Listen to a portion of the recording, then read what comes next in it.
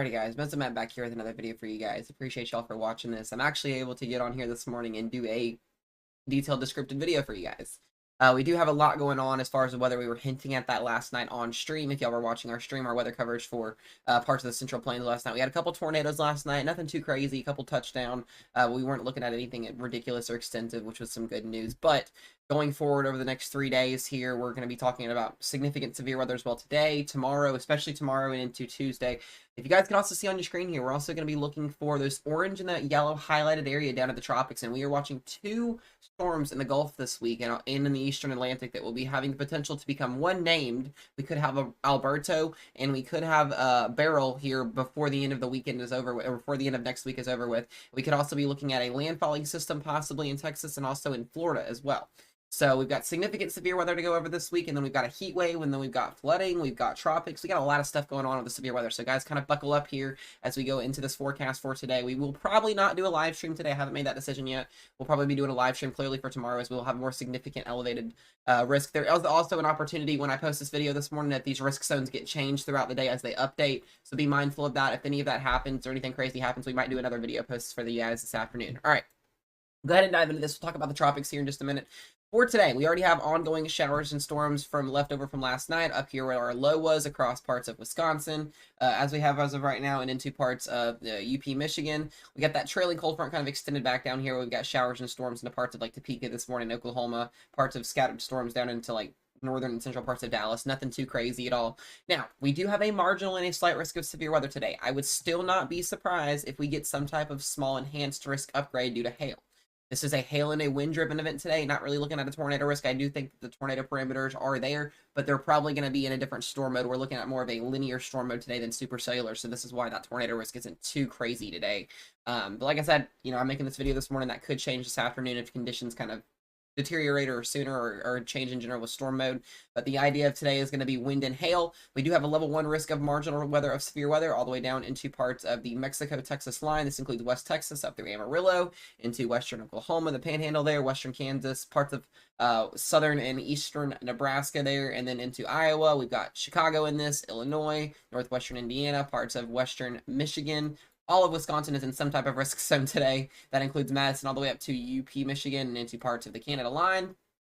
Minnesota, you're in a marginal. Parts of Minnesota are in a marginal, central and northern. And then we've got parts of eastern Wyoming and parts of southern South Dakota and North Dakota in a marginal risk. And that yellow shaded there is a slight risk, level 2 out of 5. Parts of Rapid City, Pierre, Sioux Falls, once again, Minneapolis, Rochester.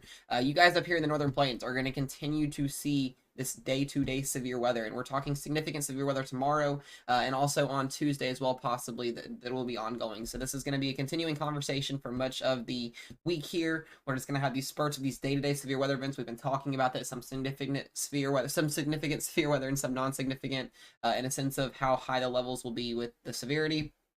Now, that is today's risk. With today's risk, like I said, we will have a chance for all modes of severe weather, including a small 2% tornado risk that goes into parts of far eastern Nebraska there, including Sioux City, Iowa, parts of northern Iowa into eastern and southern Minnesota, and then we get into most of Wisconsin where that low pressure is going to be centered out, where you'll have your strongest low-level shear. Our wind threat for today is going to be sitting at a 5%. It's not much. It's literally a hail-driven event today, and then you'll have your wind and your tornadoes. 5% all across the board for much of the whole entire region there. And then we go and we look at our hail risk, and that hail risk is what's different. In the 5%, we have a maroon color there. We have a 5% chance of seeing up to 1 to 2 inch hail in that area. And then in that yellow region there, we have a 15% chance of seeing 1 to 2 inch hail. So really nothing crazy today. Like I said, if something changes, we might do a last-minute live. I'm not expecting to do any live streams for you guys today. It'll be tomorrow when we do it. Now, as we go into tomorrow, we do have a more elevated severe weather threat. Now, the models haven't quite picked up on this yet from what we're seeing with the different, ingredients in the atmosphere. I do think tomorrow, for your Monday, this has a more significant chance of being tornadic, wind, and hail driven. Some of the learning models, those AI learning models that we talk about a lot, we've used them, we've shown them a lot throughout the season this year. They actually have a pretty high tornado risk and a wind and hail risk for Monday. Now, we'll see if the Storm Prediction Center actually catches on to this, or if they decide to, be a little bit on the lower end of things, depending on storm mode. There's still a lot of question marks with how Monday is going to be with the morning time convection that's left over from today's risk zones. If there is any significant severe weather, it is strictly going to be late overnight Monday into Tuesday morning. So this would be an all-night overnight event. for Monday and Tuesday morning into parts of the northern plains here. This is something we're going to watch really carefully. There will probably, like I said, be a live stream at some point tomorrow for Monday. When that's going to be yet, I don't know yet, guys, but we do have a level 1 risk in that green shaded area all the way from the far northern Texas panhandle into Oklahoma panhandle up into Kansas, Nebraska, and then you get your slight risk there in that yellow shaded area. So this is something we're going to watch as well. We do have a 2%, 5%, or a 2% tornado risk tomorrow for much of that slight risk. Let me go to a 2-1 here. There's that 2% tornado risk. I do expect this to get upgraded quite substantially over the next couple of runs. We can see that 2% there, and then we've got our wind threat being a 15 and a 5, and then our hail threat also being a 15 and a 5 as well. So this is something, like I said, that I think is going to change from Monday. I'm more concerned about Monday's forecast than any really part of the whole entire week, just due to the organization that we're going to have. We're going to have a strong northwesterly jet. We're going to have a strong southwesterly flow at the low levels and mid levels. This is going to help with lap shapes, our instability, our dew points, our tornado features, our potential wind damage events. So we don't know yet what's going to happen with that. Now, we have a slight risk as well on day 3, and this is also going to be Tuesday. And this is a marginal risk of severe weather from eastern Colorado, Kansas, Nebraska, you name it, guys, all the way up into Minnesota. So the northern plains over the next 3 days, really, possibly 4, really going to continue to see this significant severe weather event as these trough ejections continue to move off the West Pacific above the ridge that we've got. We've got a strong high pressure ridge that's going to be set up over much of the Northeast, Ohio Valley, and Southeast, where this heat dome is going to be sitting. We're going to see temperatures here in our backyard today.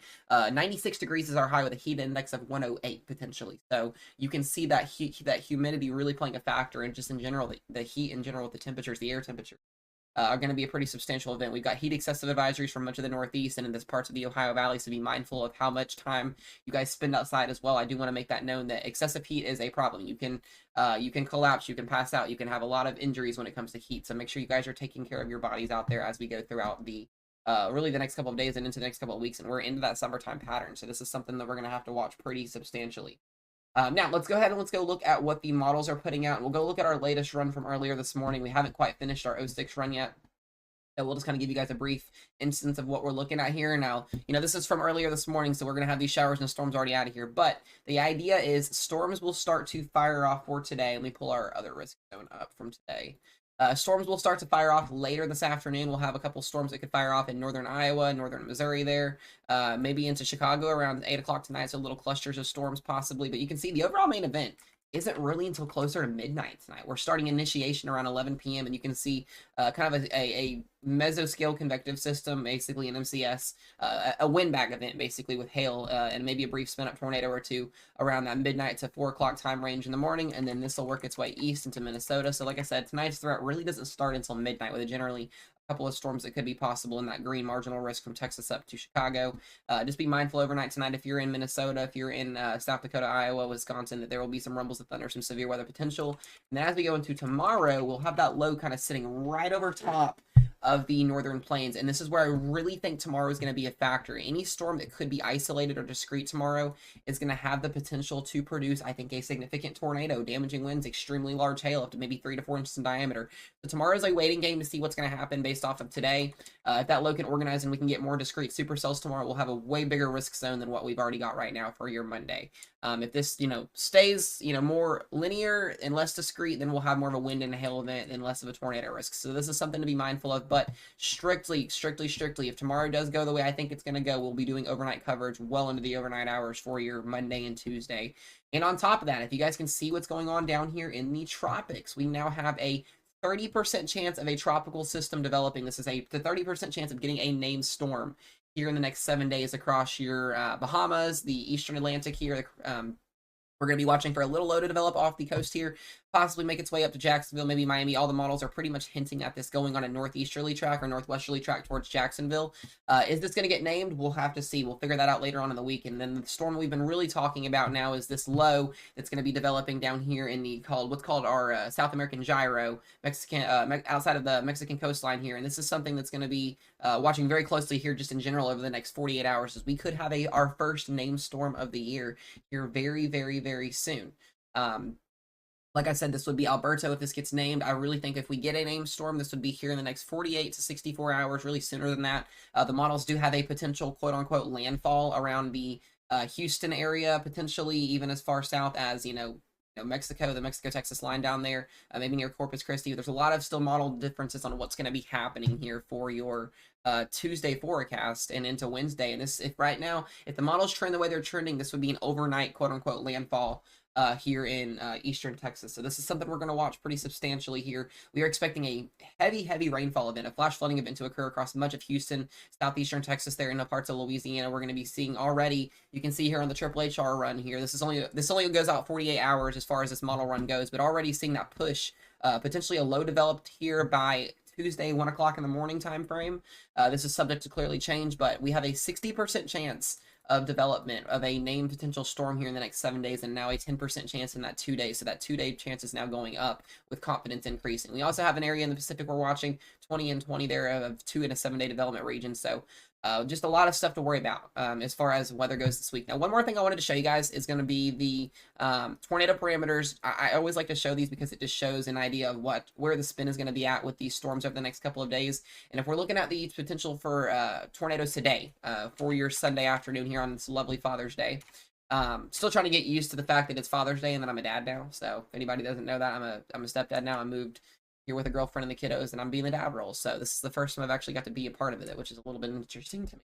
But we can see those highest tornado parameters today up and towards UP, Michigan, into parts of farther northern Wisconsin. If there is any development with any storms in this afternoon or any overnight hours tonight, this is going to be where that tornado threat is going to maximally be at. And then as we go into tomorrow, I'm very concerned, like I said, if we get more of a discrete mode tomorrow here in Minnesota and parts of the Dakotas and Wisconsin, we could actually have a pretty substantial tornado risk tomorrow. And these are very high tornado parameter values. If anything can develop in this region, we will definitely have a strong tornado potential for sure if this can maintain discreteness. And that's the question mark, is that going to happen? So we're going to have to wait and see what this does.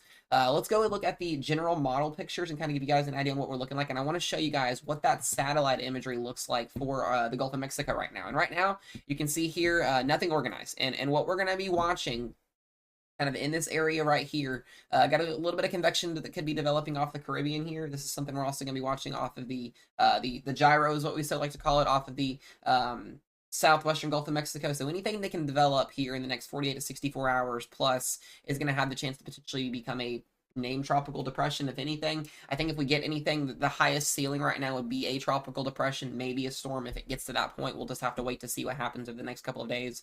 But we should get an organized low here relatively soon in the next little bit. Something we're going to be watching as well for you guys. Now, another thing I wanted to show you guys with those risk zones, we like to show this a lot. The Colorado State University has their way of, showing, what they think that the outlook would be for each day for severe weather. And today they actually have a pretty decently painted picture of what the Storm Prediction Center has. You've got your 2% tornado risk across much of Wisconsin. They do have one in parts of Nebraska. I'm not too concerned about that yet. We'll watch that and see what happens, and then we go into the wind and hail, and it's pretty much on sync.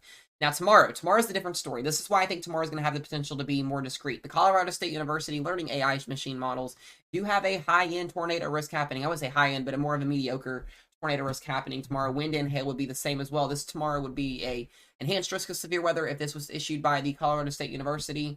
We'll have to wait to see if the Storm Prediction Center kind of latches onto this, but they have that greatest tornado potential across parts of the South Dakota, Nebraska, parts of Iowa, and into Minnesota here. So this is something we're going to watch, and then that hail and wind threat kind of bullseyed as well into parts of South Dakota for you guys there. So be mindful of that. Now, the other thing that I wanted to show you guys is going to be the severe weather potentially on Tuesday. We don't have a risk zone yet for Tuesday. No, we do have a risk zone for Tuesday. Sorry. We have a slight risk and a marginal for Tuesday. Now, the CESU models actually have an enhanced risk potentially being issued from the UP Michigan Canada line all the way down to Oklahoma, and they have that significant severe weather being actually in western Kansas and southern Nebraska. So this is something we're also going to watch, and you can start to see as that tropical system approaches our coastline here in Louisiana and Texas, that severe weather potential is going to go up due to the fact that we are going to have spin in the atmosphere. I do expect a lot of waterspout onshore flow to be a thing. We're going to probably have a lot of spin up tornadoes with this storm moving into Texas. So we will have live stream coverage for you guys throughout the week on this situation ongoing down there in Texas once this gets going, and the one in Florida eventually at the end of the week. Now, let's go ahead and we'll pop to the European model now. Like I said, guys, I know this video is kind of long. Just get through it here with me. It's a lot of information. Looking at our upper level winds, our high upper level winds here, our 300 millibar wind height. We've got our trough ejection for today. You can see here on your lovely, like I said, Sunday, you can see that low pressure, very strong negatively tilted jet stream out of your southwest and northwesterly flow here. or northeasterly flow, and this is going to continue to work its way into the United States. And throughout the day today, we'll have a strong jet, and then we go into Monday and Tuesday. And this is where I really think on Monday and Tuesday that significant severe weather, Monday being up here into the Dakotas along that right quadrant there where that strong jet streak is going to be on your Monday, and this will be a late initiation on Monday, and then into Tuesday you can really see that taking over from like Texas all the way up into the Dakotas there. So this is something we're going to have to watch. And then as we go into the week, I really think the severe weather is actually going to die down as we go into Thursday and Friday. Potentially, if we have any severe weather, it's going to be in far northern, the northern plains once again. But as we go into your weekend next weekend as well, I do want to make this known. Besides the tropical systems we're going to be dealing with, it looks to be right now that the most organized severe weather would be early this week, and then potentially later into the week here, we're just dealing with a tropical system. So that would be some good news as far as a break in severe weather for the Central Plains. I do expect this ridge to eventually break down. That's going to be giving us all this heat here in the Ohio Valley, Northeast and Southeast this week to shift and then break down. We'll get a new ridge that could potentially develop over the Central Plains next week and for your last week of June that would kind of alter some different altercations. And we'll talk more about that here later on. Now, one other thing I wanted to talk about, again, those tornado parameters being high, and that is because of a low-level jet. The low-level jet in the atmosphere, this is what your 850 millibar wind height models show. Basically, that spin about 1 mile to 2 miles up in the atmosphere. This is where we get that, where's your tornado threat going to be at? As we go into today, you can see that corridor here into parts of Wisconsin, parts of Montana, into Iowa, South Dakota, North Dakota there. And then as we go into tomorrow, that low-level jet really gets maximized right overnight.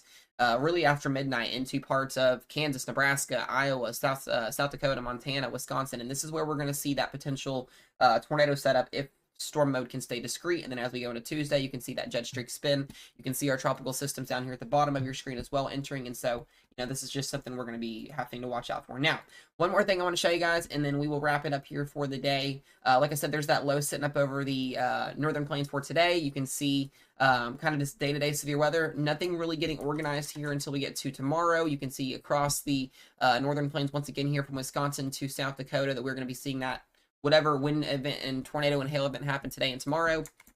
As we go into tomorrow, we'll have more of that organized low, general scattered storms overnight. This is strictly going to be an overnight event tomorrow night, once again, from Monday into Tuesday. So be mindful of that across the northern plains again. And then as we go into Tuesday, you can see that storm, that low really stretches out. We get another low over the Rockies. We get a low up into the Canada area there, and then you can see that staggering kind of cold front with your storms active there. Now, the last thing we're going to talk about is that tropical wave. We're going to have the one down here that we're watching start to spin here hopefully over the next 24 hours. We'll have an idea of what this could potentially start to look like. It does develop a little low there, and then you could potentially see this thing work closer towards Texas, or it could go towards Mexico. We're going to have to kind of figure out what this is going to do, like I said, once that surface level low develops. And then you can see that makes landfall somewhere in Mexico, Texas, and then brings a lot of rainfall, heavy rainfall expected into much of Texas and southern Texas this week. And then you got another little tropical wave that'll be moving its way into Florida later on this weekend, and then we could have another landfalling storm potentially. So got a lot going on, guys. This is going to continue to be something that we watch. I will keep you guys updated. I'll continue to have videos pop out. We'll do a live stream if we need to do one that could be necessary. Other than that, guys, stay weather aware today. I'll have another update for you guys here later on, maybe today or tomorrow, or at least at some point tomorrow. Be safe, guys. Be weather aware, and I'll talk to you guys all, and enjoy that happy Father's Day, guys.